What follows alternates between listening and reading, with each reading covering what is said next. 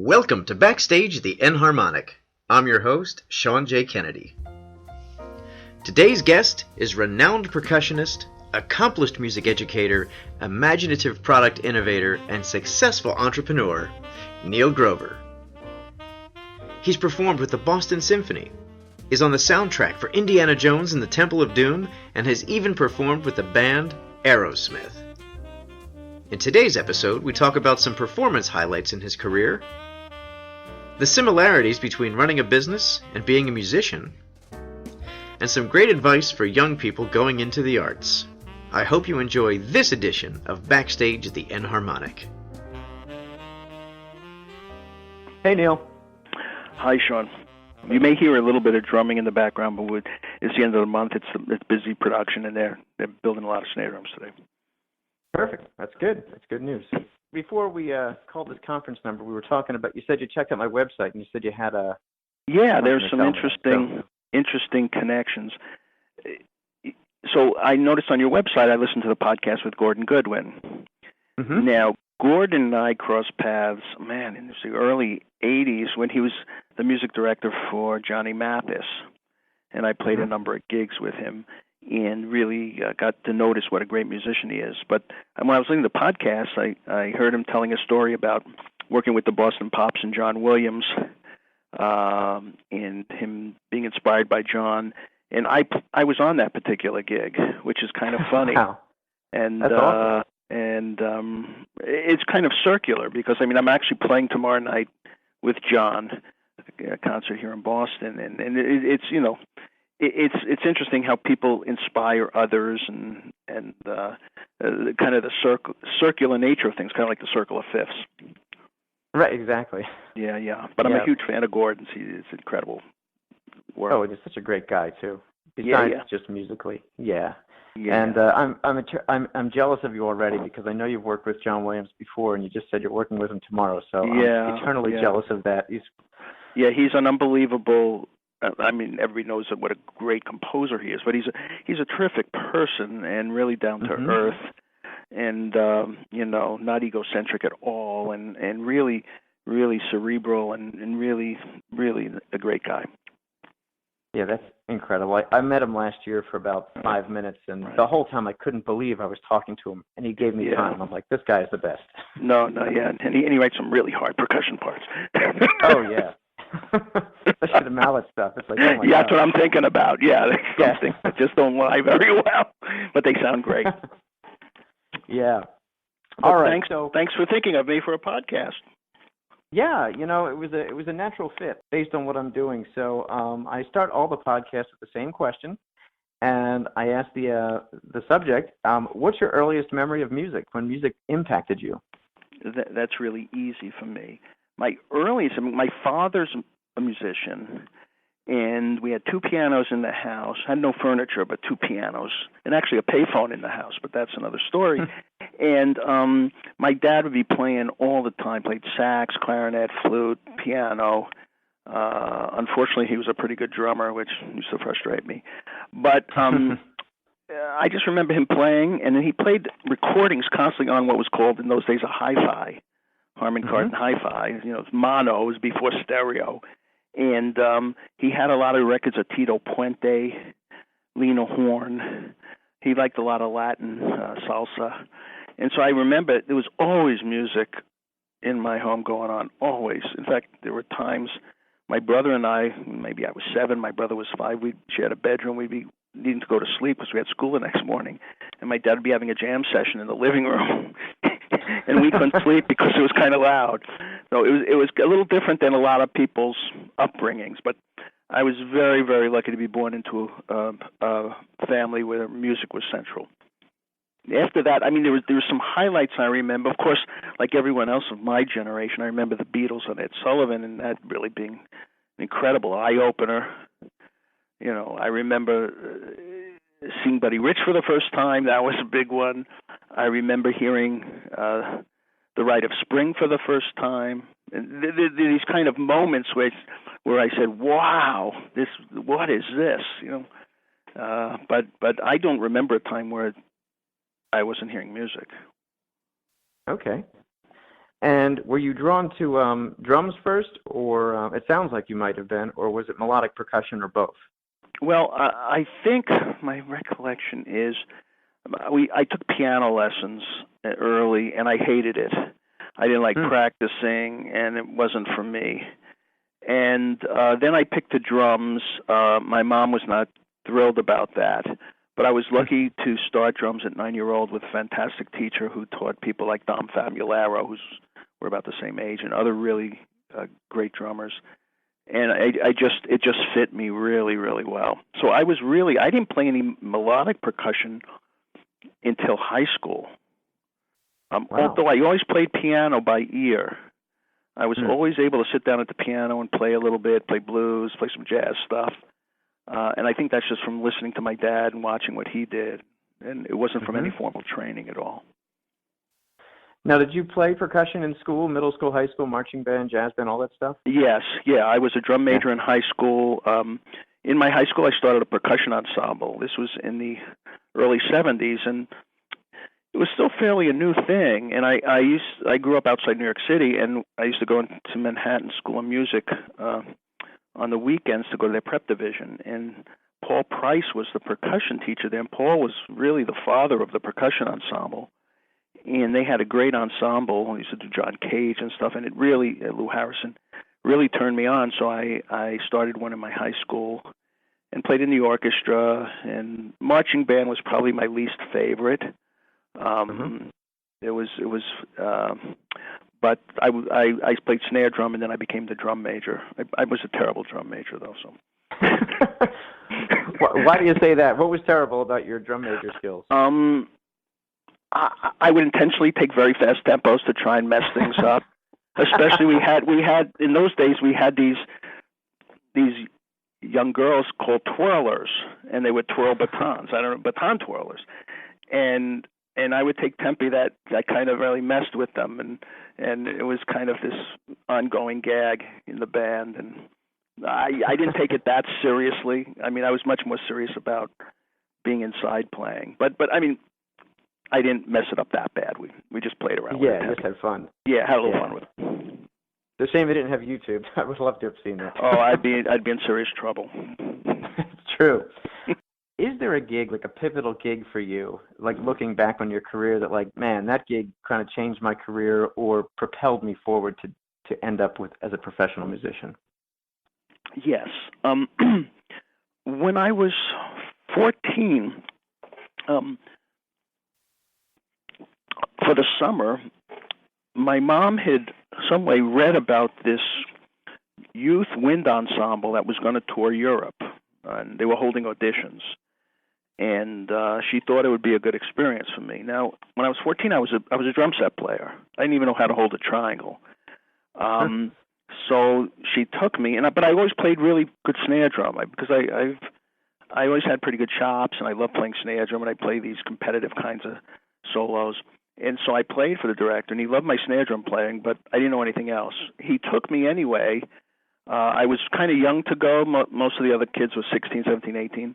He figured the percussion section would kind of teach me.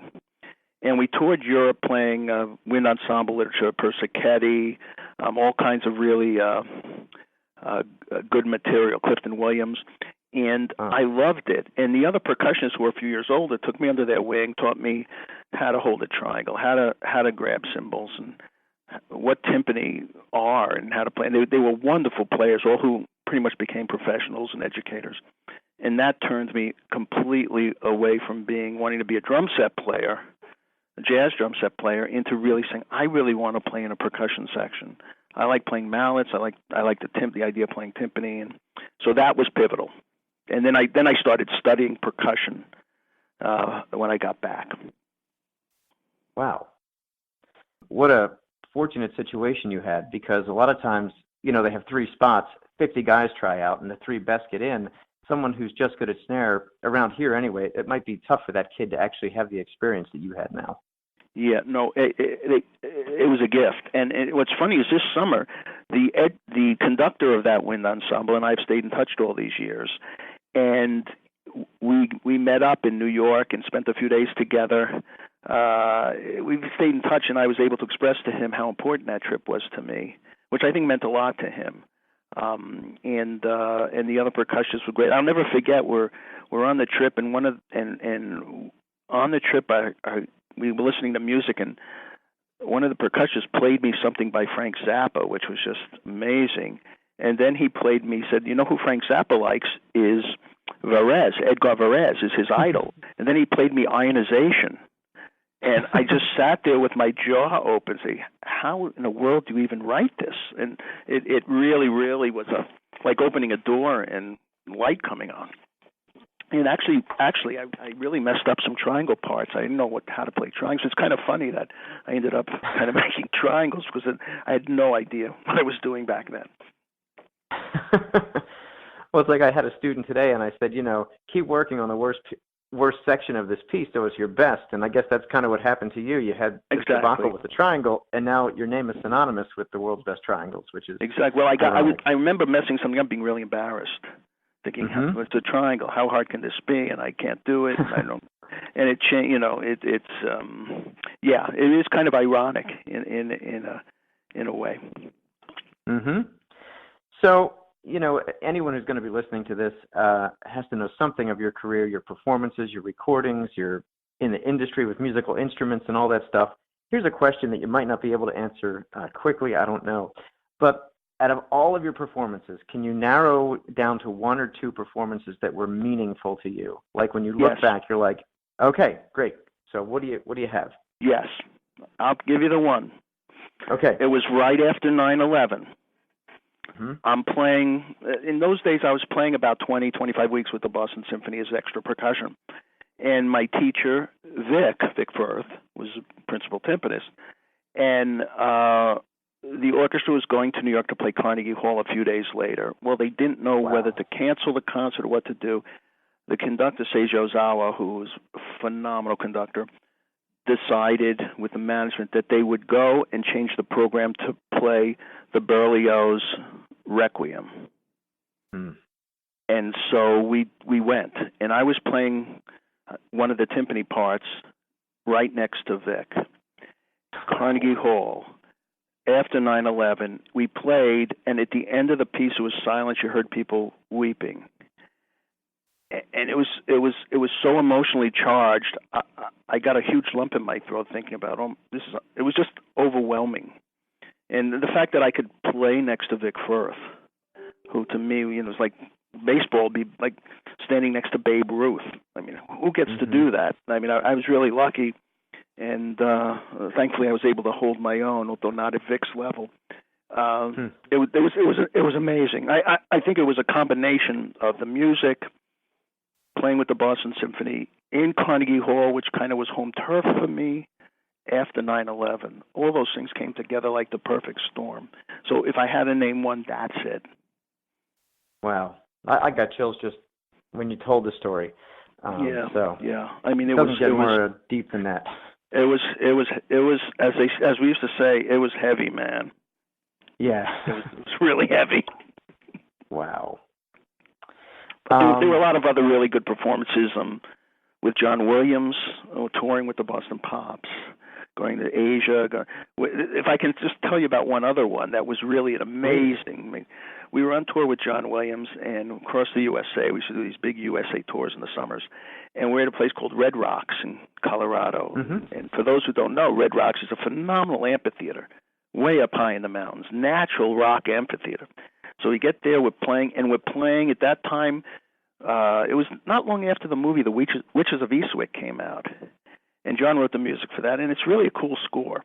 And in it, there's thunder sheets, and we brought two big thunder sheets. I remember I was playing one of them and some cymbals, and it's all this kind of spooky kind of music, kind of eerie, and we're playing it, and it just so happened that there was heat lightning all around us. We're up a mile high, and there's this heat lightning lighting up the sky while we're playing The Witches of Eastwick.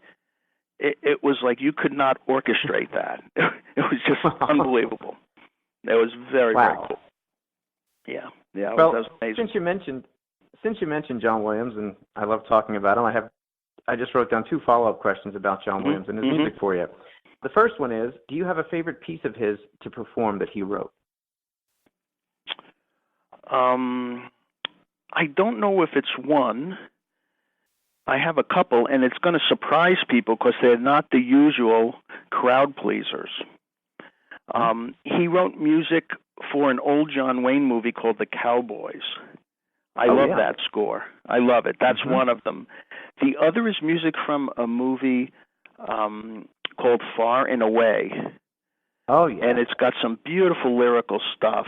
So those, in a way, those are two of my favorites. I mean, we play the popular stuff all the time, and we're playing a lot of Harry Potter, and now we're playing a lot from the Force Awakens, and of course all the Star Wars stuff. And I was lucky to go on tour with a Star Wars in Concert, which was an 11-week cross North America tour. We played the music from all 6 movies and the time they were out, and with laser lights. It was kind of like a rock show. So, I mean, it's all fantastic. But I find myself gravitating towards the ones that are not the usual suspects. Did you, I know that soundtrack, The Far and Away, because the Chieftains are on it. Right. Did you play with them live with John? We did concerts with them. Yeah. Wow. I think there's a recording. I don't remember. I think so. But there's a very nice little marimba part. And John, the thing about John is a lot of people who, particularly those who aren't musicians, think about his Star Wars, it's kind of very regal, fanfare-y stuff, Liberty Fanfare is another one I love. He writes these great Olympic marches and things. But he is a lyrical genius on the level of Tchaikovsky. He can write these long-flowing melodies. Like if in Star Wars, if you listen to Princess Leia's theme, it's absolutely gorgeous, absolutely magnificent. And so I kind of gravitate toward those lyrical kinds of things, which might sound strange as being a percussionist. No, I get it, yeah. And it's not that I don't enjoy the others; they're fantastic. But for me, it's kind of the gentle, softer, introspective John Williams, which is, I think, more that what I see as his personality. I mean, he's unassuming, and it's kind of funny. It's kind of opposite of what you'd think for someone who writes that kind of music. Right. Yeah. All right. Here's my follow-up question to the John Williams category here. A friend of mine just gave me some music. He said, you have to check this out. This part is so hard. It's the vibraphone part from Catch Me If You Can. Yeah, it's brutal. It's brutal. I'm like, oh, my God. No. Is there a piece of his that you're like, oh, I got to shed that thing before we even go to rehearsal? If they ever asked me, I'd call in sick. I know of the first time I heard that, I called this friend of mine in L.A., Alan Estes, who's a phenomenal session player, and I thought he had done it, and I called and said, Alan, did you play this? He said, yeah, and it was just amazing. And then I had heard he hadn't had the music much in advance, and that part is beyond, I think, what I would be comfortable. I'd have to shed it for a month. It's really a virtuosic vibraphone, jazz vibraphone part. Killer. The killer. I've never had to play it, and cross my fingers. I'll get into my pension and out of there before I have to. I'm with you on that. Great. Let's see here. What's the next question? Do you still listen to music? All the time, constantly. And I suppose the follow-up question is, what do you listen to? Correct. Great. I listen to almost exclusively jazz. I mean, my original experiences were with jazz. I love jazz. I love to play with it. A jazz trio I have. I don't sit and listen to Mahler symphonies and Tchaikovsky. I mean, I played them for years, and I love them. They're fantastic pieces.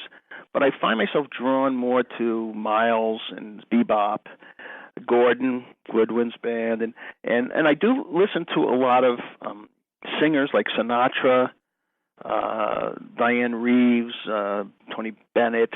I like listening to music that is relaxing to me. I find if I'm listening to like an orchestral pops recording or a Beethoven symphony, I'm listening critically. Even I can't help it. I'm listening, and it's, no, they're not together here and this. But when I'm listening to jazz, it's much more freeing to me. And when I play jazz, it's much more enjoyable and relaxing to me. It's hard because I have a lot of friends who are not musicians, who doctors, lawyers, or mechanics, and they always invite me to concerts or orchestra concerts, and I never go. And they're miffed by that. I said, look, I can't do it. I mean, I listen to that. That's my profession. I play it all the time. I need to relax. I need downtime. So I do listen to a lot of jazz. Yeah. Nice. Now you mentioned, the gravity of playing next to Vic for the 9/11 concert. Right. Is there something similar outside of the, in the pop or jazz world, like some artist that you played with and you had to pinch yourself and go, I can't believe I'm playing with this person? That's a good question. I have to think about that for a minute.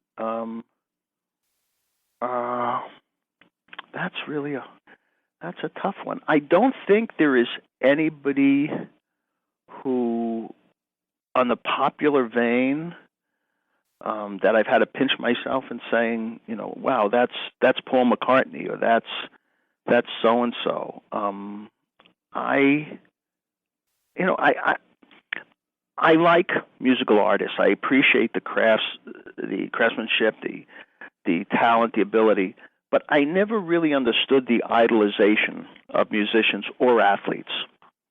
Mm-hmm. So I never really feel, well, I have to go up to that person and, I'll tell them how great they are or how much I love them. And I just can appreciate them for what they do. They're good at what they do. So I never really, it's not like I'm in awe of them. I never really, I actually did, maybe there are two. Leonard Bernstein and Aaron Copland. And I'm going way back into the 70s, early 80s. And I got to play West Side Story with Bernstein conducting and Czech 4, and it was amazing. And then Copland, he conducted El Salam Mexico. And for me, playing music with the composer present, with the creator, whether it's John or it was Copland or whether it's somebody else, is really, really a great experience because there's a creator. Right. So, that's for me it was. But that's what I would say. But really, great. It's very rare. Yeah. Cool. So now going into some of your the company with the instruments, the question is, we've talked a lot about your playing, and everyone knows you make the triangles, tambourines, all the great instruments and accessories. The question is, how do you think these two facets of you, kind of like a Jekyll and Hyde, you're playing music and then you're creating instruments, how do they complement each other in your life? That's a very good question. They're actually very similar, and I'm going to explain why from my perspective. So as musicians, all of us, we're learning a craft. We're learning. One of the great things about becoming a musician is discovery. Whether you discover a chord progression or a new rhythm or a voicing, you hear bolero for the first time, you listen to this orchestration, wow, what's that? Is this discovery? And I found with business, it's the same way. There was a point for me where I played a lot of literature, and a lot of the concerts I was doing were repeats of literature I've played, and it was not as discoverable for me as an experience as it was initially. And it was a little frustrating because I never really liked just playing something all the time. Play certain pieces. You have to. In December, there's certain, Sleigh Ride I've played over 1,500 times. Okay, it's a great piece of music. Yeah, it's good. Okay, I play it. But it's not discoverable. There's nothing new about it to me.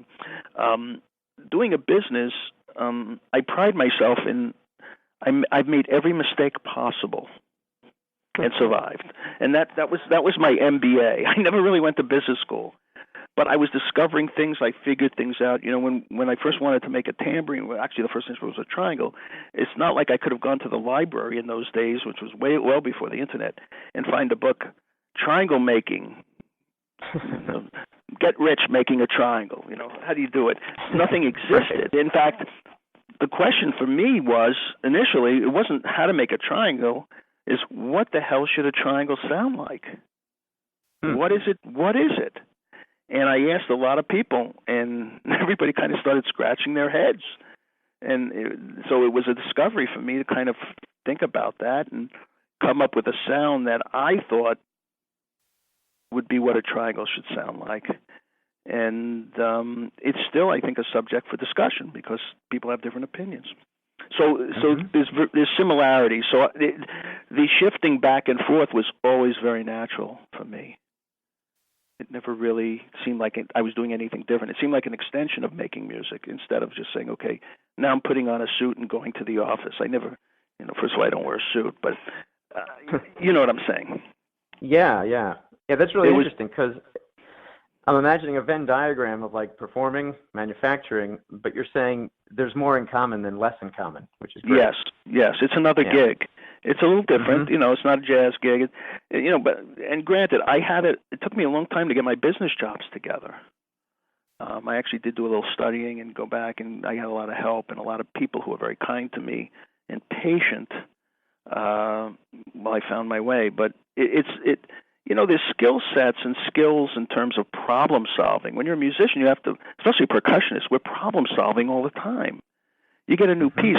How the hell do I set this up? What goes where? Do the cowbells go on the right or the left? We're always being creative. And in business, it's the same way. It's especially when you start your own small business. I'm painting a picture. What should this look like? What color should I use? So it's not as though I was going to a job in a big accounting firm. They say, here's your desk, do these calculations. It was, you walk into a room, there's a desk and a chair. Somebody walks out and closes the door, and they say, now what? Besides your business and playing music and listening to music, what do you do in your limited free time? Do you go hiking, biking? Is there anything else that you do? Yeah, my wife and I both enjoy hiking. We had a home in New Hampshire. We're up in the mountains. We used to hike a lot. When I was younger, I used to do a lot of sailing, but I don't really sail that much anymore. Recently, I find my interests moving around through different stages of my life. And lately, I've become very interested in cars. I was not a car guy as a kid. I could care less about cars, or was it in my 20s or 30s. But as I've gotten older, and maybe now because I can actually afford to have a nice car, I'm interested in cars, and specifically British sports cars. I own a vintage MG, and I go to outings and club outings, and I like the history, and so it's very relaxing to me. In fact, today's a nice full day here in Massachusetts. When I get home, I'll go out for a ride for half an hour along some back roads and farms with the top down, and it's very relaxing to me. So that's primarily, and in the winter I ski. Skiing is kind of something I've always loved.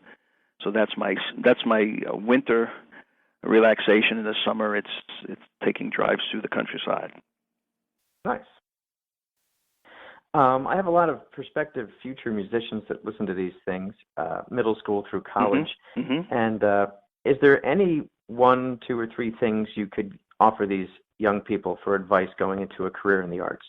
Yes. I would say learn as much as you can. You're always going to be learning something new from people, sometimes unexpected places. Always strive to be the best you can and absorb whatever. Listen to a lot of music. I think a lot of musicians don't listen enough.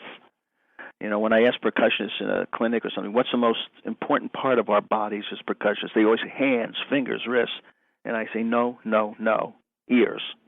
We got to hear. Listen. And, you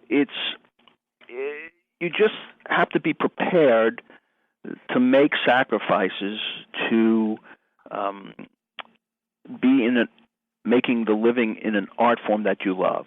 It's not an easy road for most people. You're going to have to piece together different pieces of it, teaching, maybe playing, maybe a day job, maybe not, maybe becoming a music educator. But be open. I used to tell my percussion students who wanted just to play timpani, I said, there are very few timpani openings. I said, you're better off playing all percussion. you have a better shot of making a living. Just be a general practitioner. Play everything. You could specialize later. If you get a gig in an orchestra and it's a timpani gig, then you're a specialist. But until then, don't specialize. Play as many different types of music as you can. And the last thing, I think, is more of a general thing I'd say to anybody, is be nice to people on the way up, because they're the same people you're going to meet on the way down. Mm-hmm.